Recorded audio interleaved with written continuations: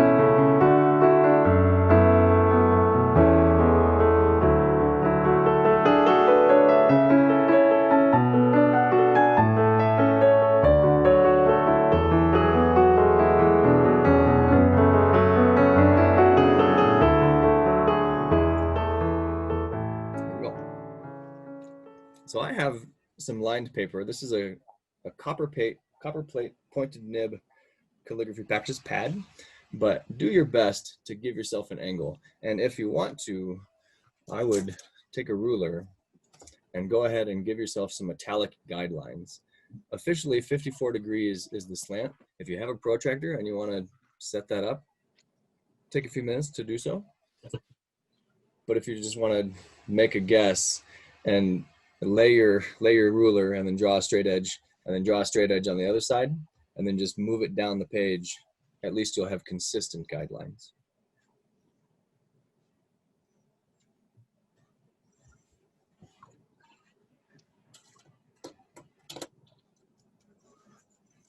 While you're setting up your page, I'm going to make a few simple shapes that we're going to practice.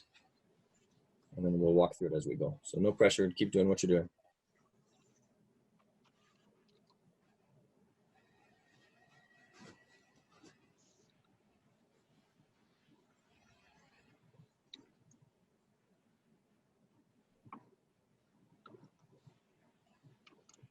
Random question, Kevin. Yes. Do you have any ideas for getting ink out of a couch?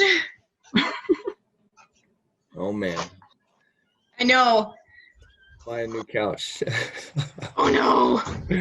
No, I don't know. Shit about the protractor, Madeline. I care about. That's gonna be rough. Depending on the type of ink, soap, like Dawn dish soap, would be my first choice there, or maybe a laundry detergent of some kind. You're not the first one to make a mess, though. That's for sure.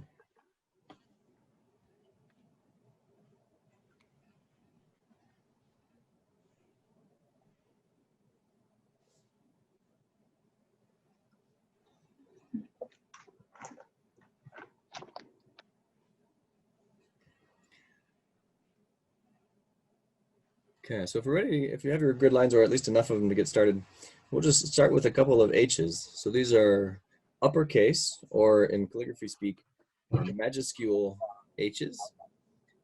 And it's one continuous stroke to start, and I'll just walk my way through it. If I start, I want to have this down stroke as my decline, and I'm going to peel to the left and then bisect that downstroke about halfway.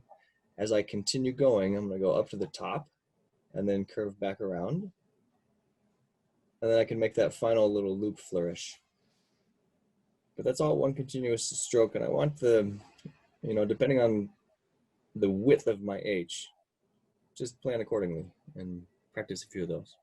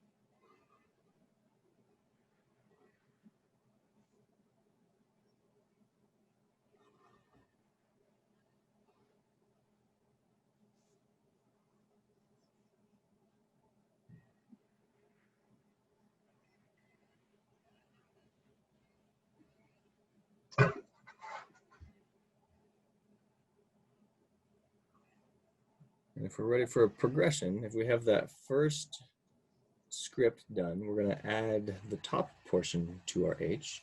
And it's going to look like this. I'm going to start a whole new line here. And I want to give plenty of room to my left in order to flourish the left side of it. So there's the foundation. And then as a second stroke, I'm going to come up to the top and tie in to where that started. I'm going to make a big swooping loop well to the left and then aim to bisect that first loop like that. And then I'm going to keep going well underneath it and then bisect that loop again pretty close to my first line. And I have that larger left side flourish.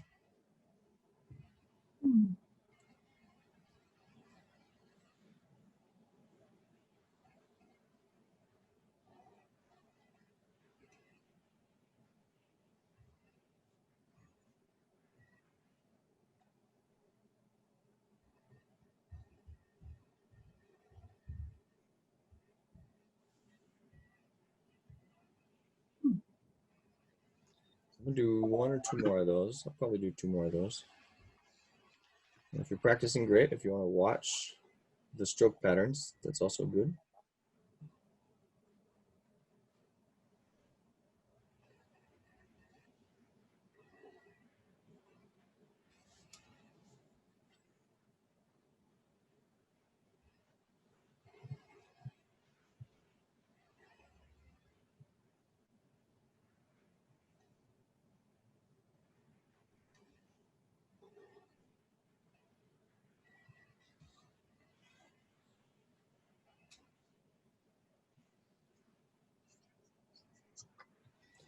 And then I'm going to go ahead and start the next line because we're just going to repeat the two H's before we start to write the rest of the letters. Because I have my first H, I'm going to put the second H right underneath it. So where this larger bottom loop begins, I'm going to start almost halfway up for the downstroke of my second H. And it's just going to tie in underneath the first one. And then I'm going to do the same exact thing on the left side of that one as well.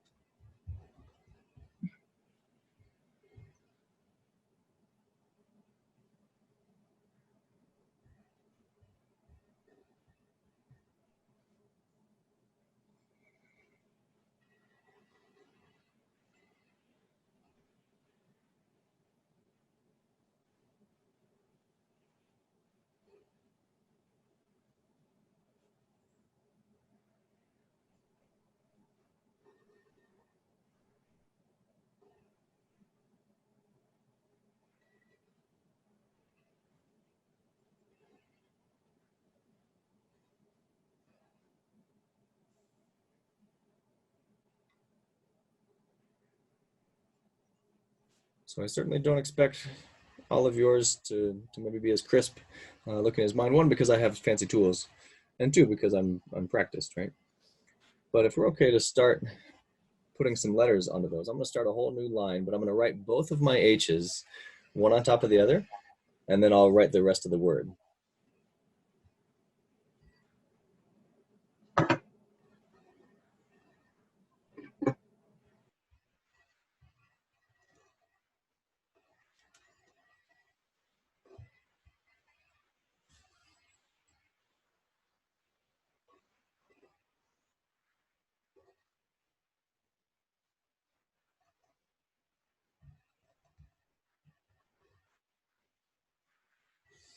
Okay, so I have my double H's stacked on top of each other, and they're a little bit slanted. So the bottom one is underneath and to the left of the top one, and that's by design. And we'll just work our way through our letters. And then we'll probably come back through and practice them. But anyway, I'm going to start my O, or my A. I'm going to say Happy Holidays. My A has an entry stroke that just has a small uptick. Then I make an oval, and then I make the back edge to make it look like an A.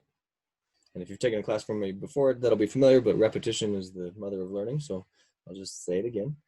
And then my P is just going to have a strict downstroke. And then a second stroke starts from inside that downstroke.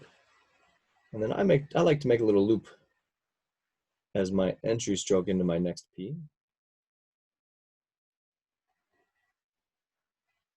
And this one goes directly into the start of my Y. And here's what I'm going to do. I'm going to leave it like that. So let's pause.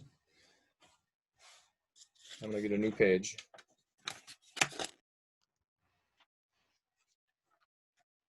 We're going to practice writing A and P and Y. Okay. You start with a upstroke, and then you move to the right a little bit, and you start to make an oval that slants to the right. And then you land on the right edge of that for your downstroke that goes right into an upstroke. I'm just going to write a few more A's by themselves.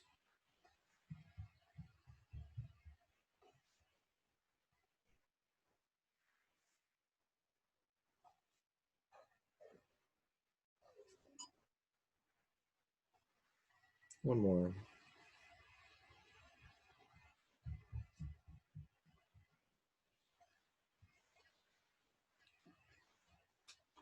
Okay, I'm going to write a couple P's. I'm going to start as if I had an upstroke, and I'm just going to make a solid line down that aligns on my oblique angle. And then the next part of it goes up and around to the right, curves underneath, and touches the downstroke, and then swoops back over.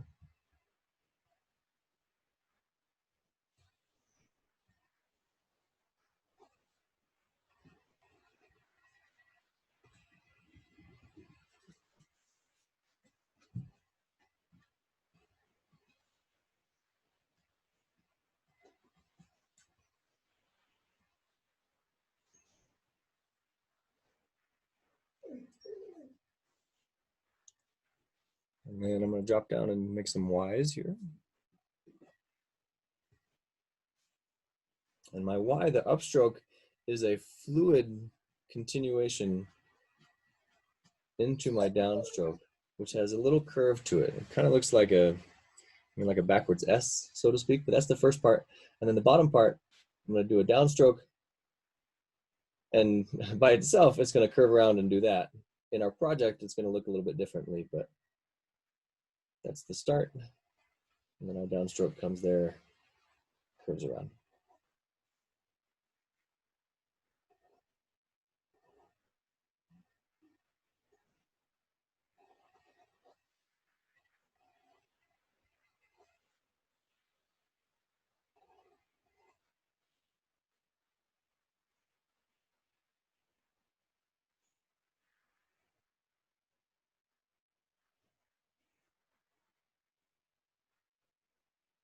So I'll leave that there for another 30 seconds. If you want me to redo anything or describe something, please speak up. Otherwise, I'll assume you're just working away and having fun.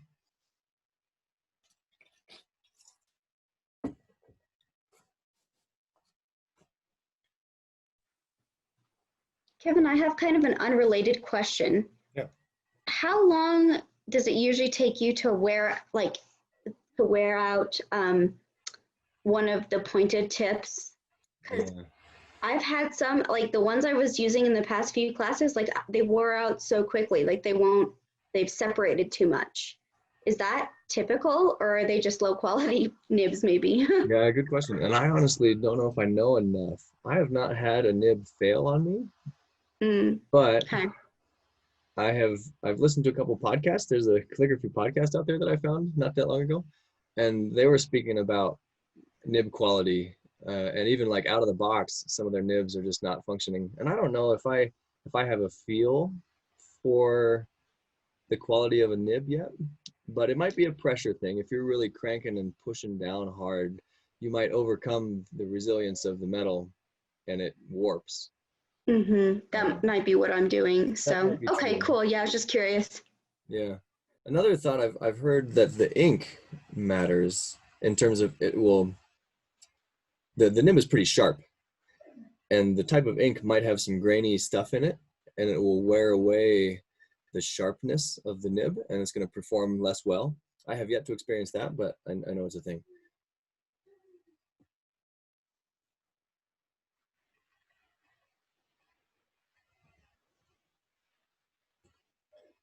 Okay, to move on. So I'm gonna go back to this and show you what we're gonna do with our Y when we get there. And well, let me start over. I'm gonna make this same exact thing over here on the right. And if you wanna do that with me, please do.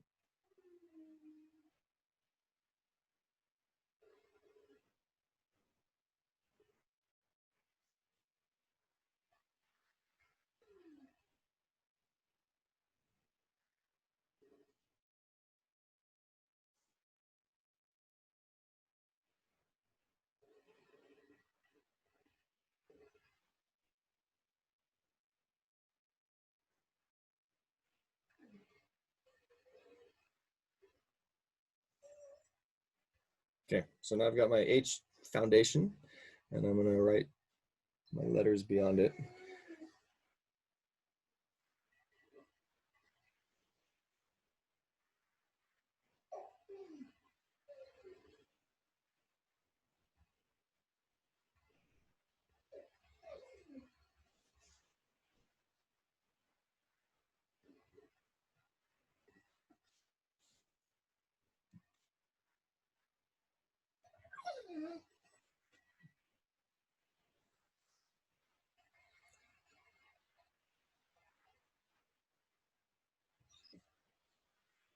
Okay, so from here, I'm going to describe what I want to do with my Y, but we won't do it yet because I want to write the rest. Well, yeah, we'll go ahead and do it because we'll have plenty of time to practice. I want the downstroke of my Y to swoop all the way up and through the rest of my word and really make this large flourish out to the right. And I'm going to bump into my other letters here, but this is what I want it to do.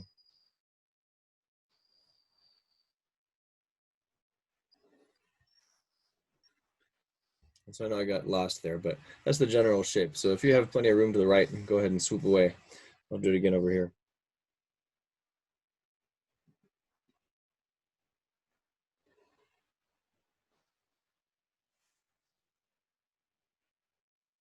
And I bumped my elbow on the left side of that. But anyway, that's the gist.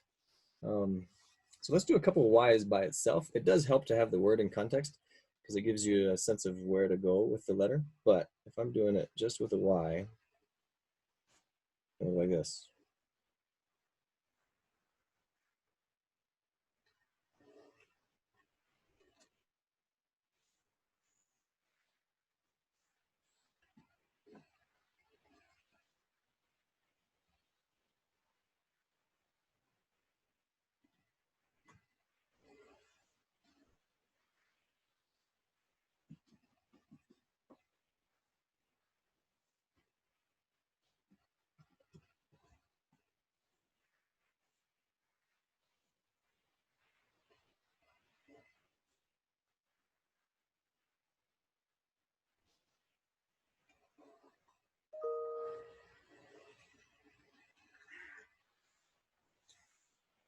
And a technique to try to make your lines as smooth as possible is to move your whole arm, especially as the shape gets bigger. If you float your arm across the table, I've spoken of this in the past, but I have this little 3-fingered glove that gives me some glide on the table so that my skin doesn't stick to my writing surface. And I try to really soften up the weight of my arm on the page and glide my whole arm.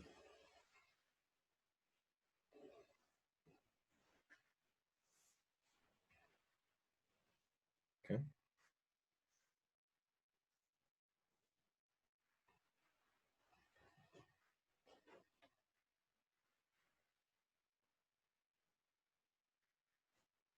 So let's put that in our back pocket and we'll come back to it.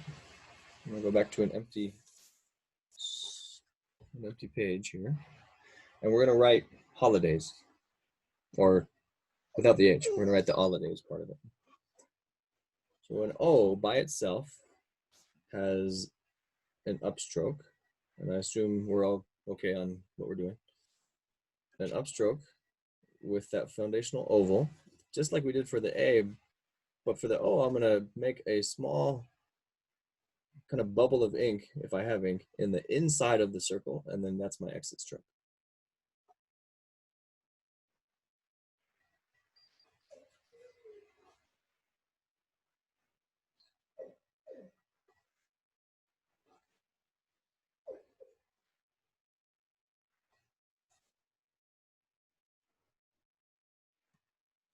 Okay, for my L, I'm going to have an upstroke.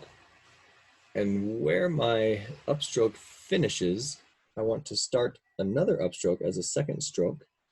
I'm going to go to the right, up to the top, and then curve back down and land where those two strokes left each other, or rather where they connected in the first place. So if I just chop this L in half, that's kind of what it looks like. And then that downstroke finishes and ends up running through those two things.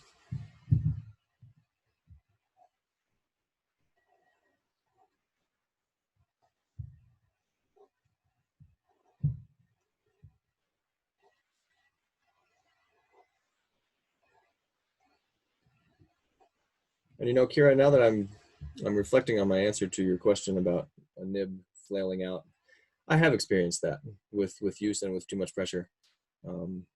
Yeah, it has failed. I don't know what I was thinking.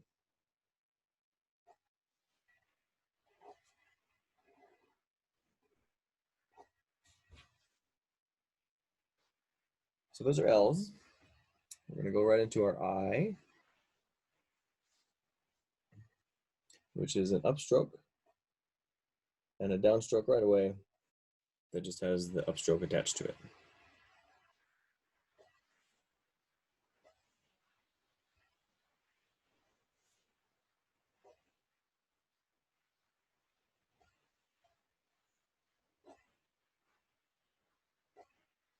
And of course, when you come back, you dot your I's.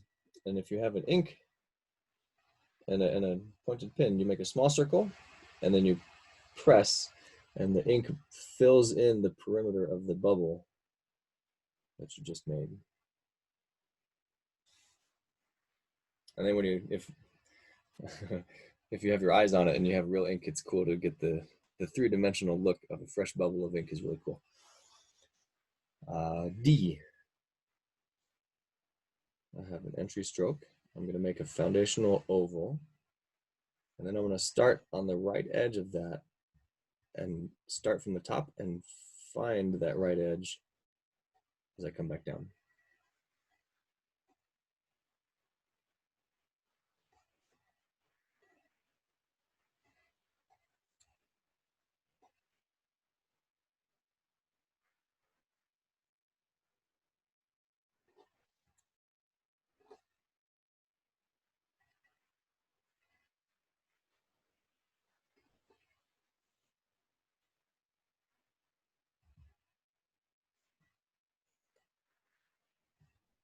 And we're going to do an A and a Y. Even though we've already done a Y, we'll do a different one.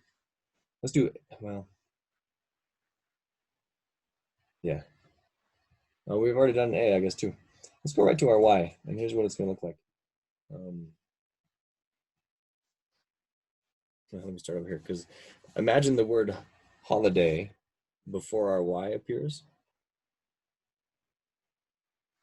And I want the downstroke for our Y to curl back on itself and land in the middle of its loop.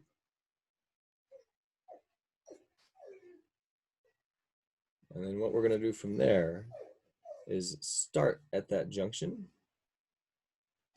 and do a big flourish to the left, come back around, and land inside of that loop.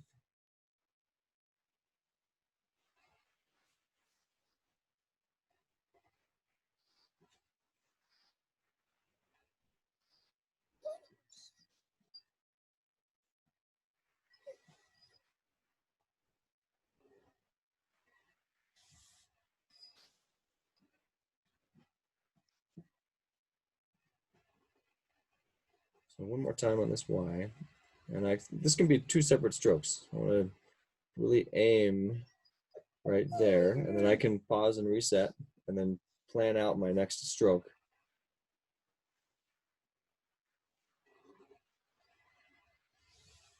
So that it has some balance to it.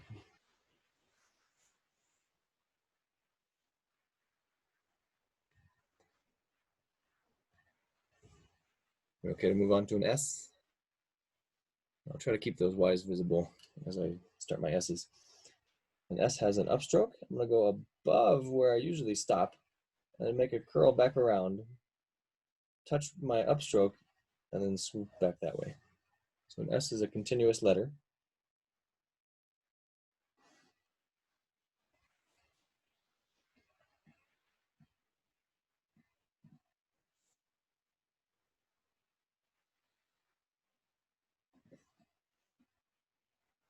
And then on the next few, I'm going to add a larger flourish on the right side of it. So for my upstroke, I'm just going to continue it. Do that.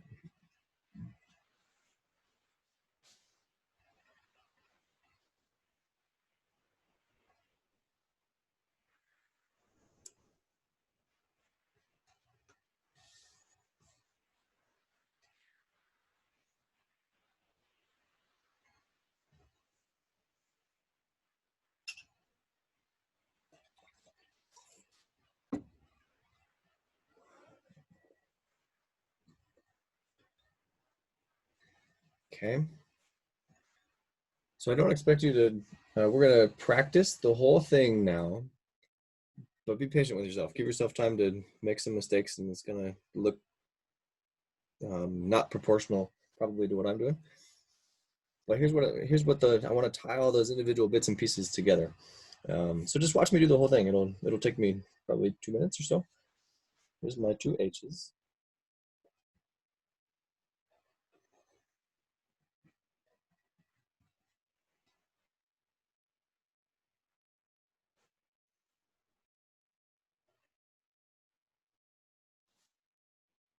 I'm going to start inside that second bottom circle for my second H.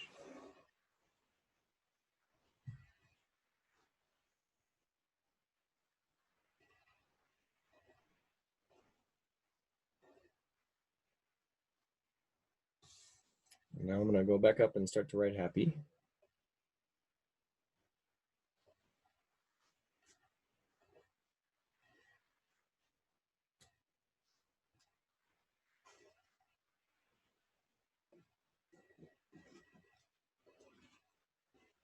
I'm going to leave my Y alone though, because I need some guidelines as I write the rest of holidays.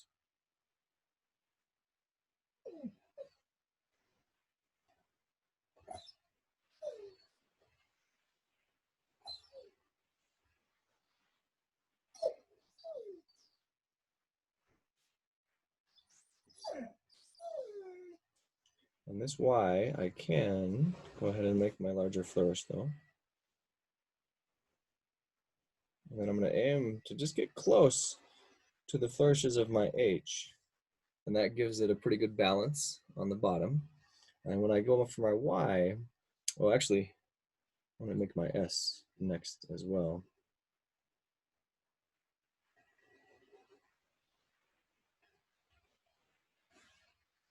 And so now I have that big flourish to the right, and I want to align my right Y flourish so that the second loop extends the furthest. And let's see how I do.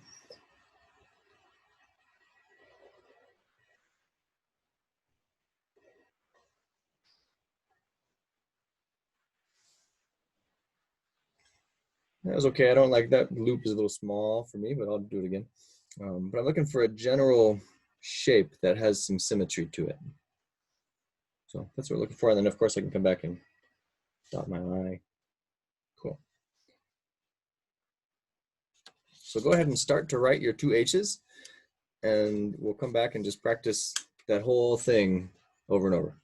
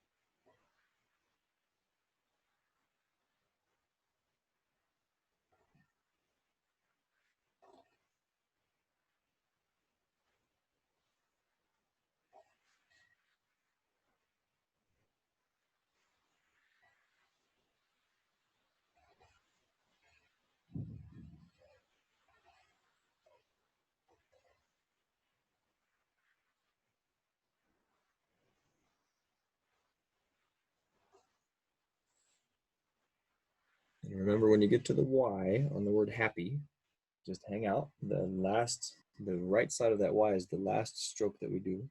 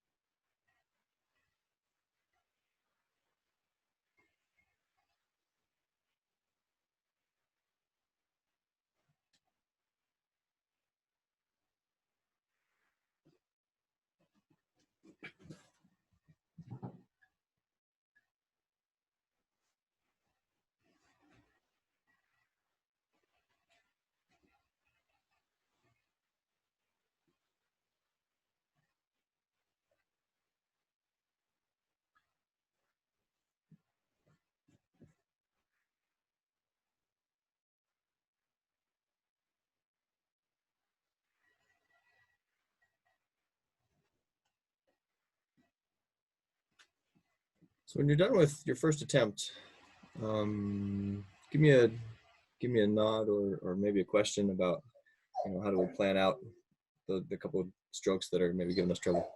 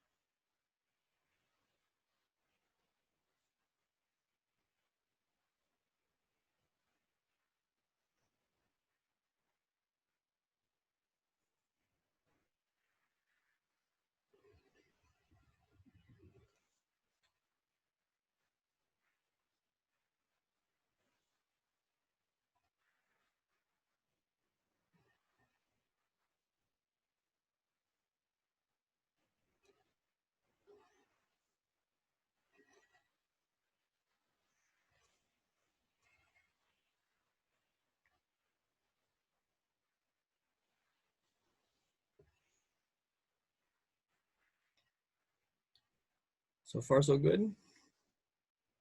Yeah. Any questions? Any trouble spots? It's just practice, and sometimes, you know, I think the hardest part is the last stroke, that Y, and, you know, making a sense of balance on those right side flourishes. But that's part of the practice. Let's learn our tree. Let's draw a tree.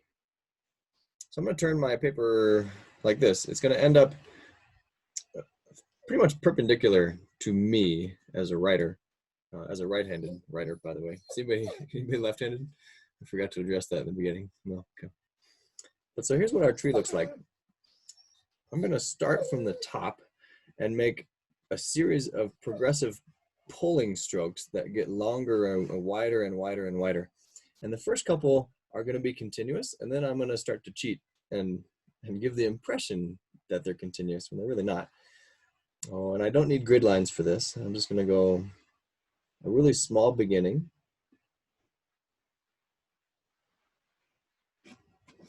And get progressively longer on each end. And then by the time I get through about 4 of them, I'm going to pause in between each one. As I come back to the descending stroke, I'm going to reset so that I have a sense of how far I need to go on the top and the bottom.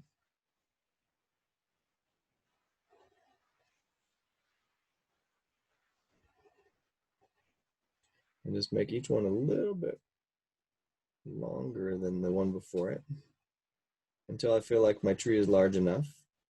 And then I'll take that last stroke and cut it off a little bit shorter and give it a stump.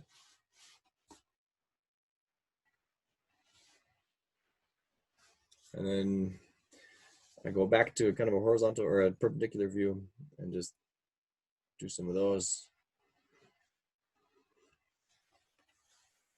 And there we go. So it's not going to look the same if you're only using a pencil, because the dynamic between the thin and the thick stroke is a big portion of this, but you can go through and shade the right hand ovals with your pencil if you wish. So I'll do that again. It's going to start nice and small. The right hand edges are what gets the heavier pressure. If you have a nib, you can also, even if you're just using a pencil, you can push down harder on that right hand downstroke. So there, I pause and pick up my pen and start from the top.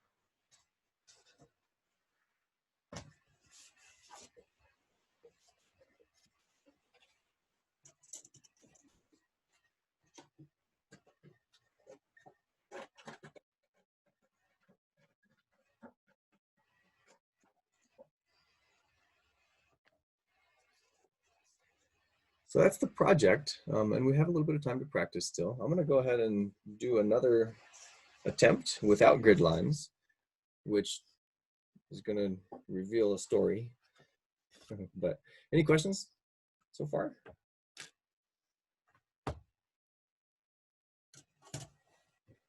So from the whole thing, I'm going to go ahead and write my word first, and